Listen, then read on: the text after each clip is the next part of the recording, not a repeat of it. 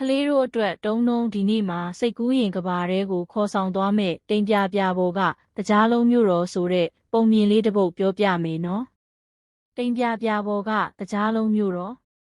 ဟိုးဝေးကြီးမှာရှိတဲ့ကောင်းကင်ပြကြီးပေါ်မှာမာရှယ်မဲလို့ခေါ်တဲ့ဖြူဖြူဖွေးဖွေးအေးတိမ်တိုက်ကြီးတစ်ခုရှိတဲ့အဲ့ဒီတိမ်တိုက်ကြီးပေါ်မှာတော့ကလေးတွေအားလုံးအိမ်မက်မက်ဖူးကြတဲ့တကြားလုံးမြို့တော်လေးရှိတာပေါ့အဲ့ဒီမြို့တော်မှာအိမ်ကလေးတွေကိုကိတ်မုန့်တွေဘီစကစ်တွေနဲ့စောက်ထားတယ်။လမ်းမကြီးတွေကတော့ချောကလက်ချောင်းတွေဖြစ်ပြီးလမ်းဘေးကပန်းပင်လေးတွေကတော့ရောင်စုံလော်လီပေါ့လော်လဖောက်တကြားလုံးအဝိုင်းလေးတွေပေါ့။တစ်ပင်ကြီးတွေပေါ်မှာတိရွက်တွေအစားဝါကွန်းတကြားလုံးကာထင်ကန်ဒီတွေပွင့်နေတတ်ကြတယ်။ရုံကလေးတိုတိုရဲ့စွန့်စားခန်းအဲ့ဒီမြို့လေးမှာတိုတိုလို့ခေါ်တဲ့နရွက်ရှိရှိအမွှေးဖွေးနဲ့အရန်ဖော်ရွေတဲ့ရုံကလေးတစ်ကောင်ရှိတယ်။တိုတိုရဲ့ကြောပိုးအိတ်ထဲမှာတော့ဘယ်တော့မှကုန်မသွားတဲ့မော်စတော်ဘယ်ရီဖြော်ရည်ဘူးလေးမြဲပါတယ်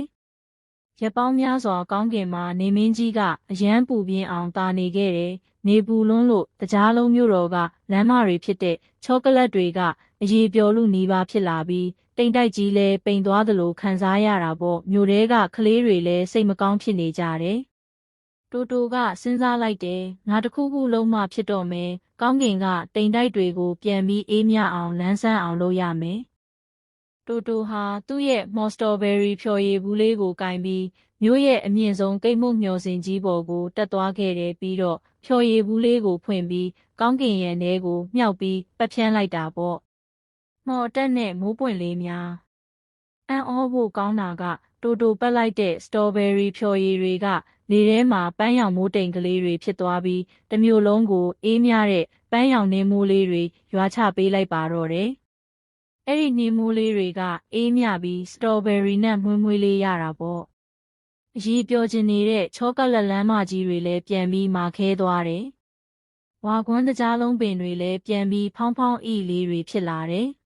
မြို့တော်လေးဟာအရင်ကထက်ပိုပြီးလှပပိုပြီးဆိုပြီးသွားခဲ့ပါပြီ။ရုံလေးရဲ့တငယ်ချင်းလေးတွေလည်းပျော်ရွှင်စွာနဲ့တကြားလုံးလေးတွေစားလိုက်ကိတ်မုံလေးတွေစားလိုက်နဲ့အတူတူစော့ကစားနေကြတော့တာပေါ့ကွယ်။ပုံပြင်လေးရဲ့သင်ခန်းစာကတော့တကြားလုံးမျိုးကတငယ်ချင်းတွေအားလုံးတိုတိုကိုဝိုင်းပြီးချီးမွမ်းကြပြီးပျော်ပျော်ပါးပါးကခုန်ကြတာပေါ့တိုတိုဟာသူ့ရဲ့ရဲရင်မှုနဲ့ကူညီတတ်တဲ့စိတ်ကြောင့်မျိုးကလေးကိုကယ်တင်နိုင်ခဲ့ပါတယ်။မက်ဆေ့ကြလေးကလေးတို့လည်းတိုတိုလေးလိုပဲမိမိရဲ့ပတ်ဝန်းကျင်နဲ့တငယ်ချင်းတွေဒုက္ခရောက်နေတဲ့အခါကိုတက်နိုင်တဲ့ဘက်ကနေရဲရဲဝံ့ဝံ့ကူညီတတ်တဲ့သူလေးတွေဖြစ်ကြပါစေကွယ်တွန်းတွန်းရဲ့ channel လေးကိုလည်း subscribe လုပ်ခဲ့အောင်တော့အားလုံးကိုကျေးဇူးတင်ပါတယ်နော်